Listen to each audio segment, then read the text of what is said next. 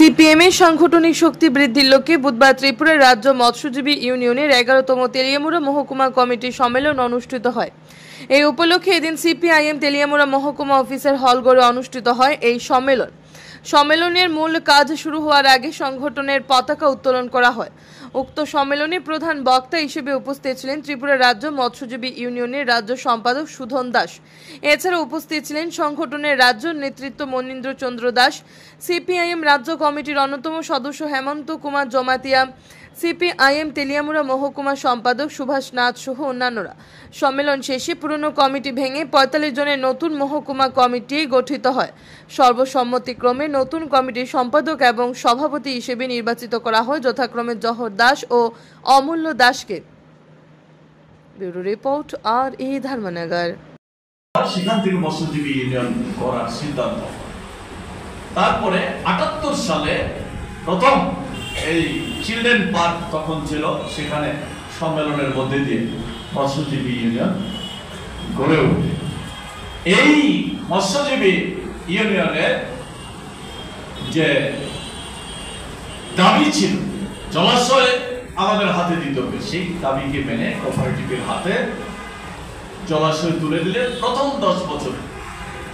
এরপরে যখন ৮৮ সালে সরকারের পতন ঘটালো, নানা ষড়যন্ত্র করে এই জলাশয় আবার মাফিয়াদের হাতে চলে।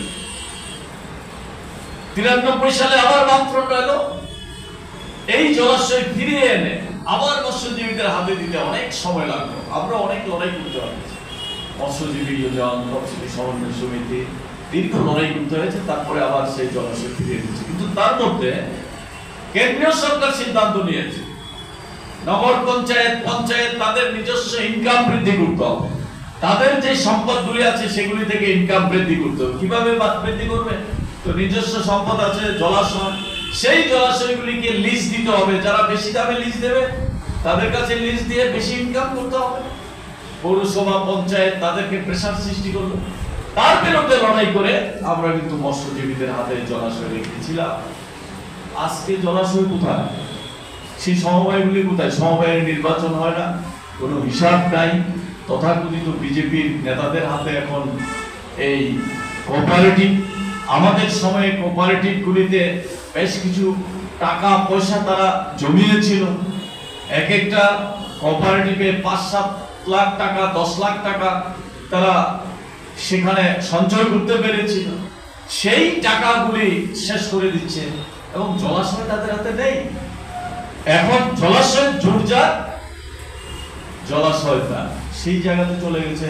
আগরতলা শহর বলুন আর তেলিয়ামুড়া বলুন, মানে জেলা বলুন, সব জায়গাতে একই চিত্র।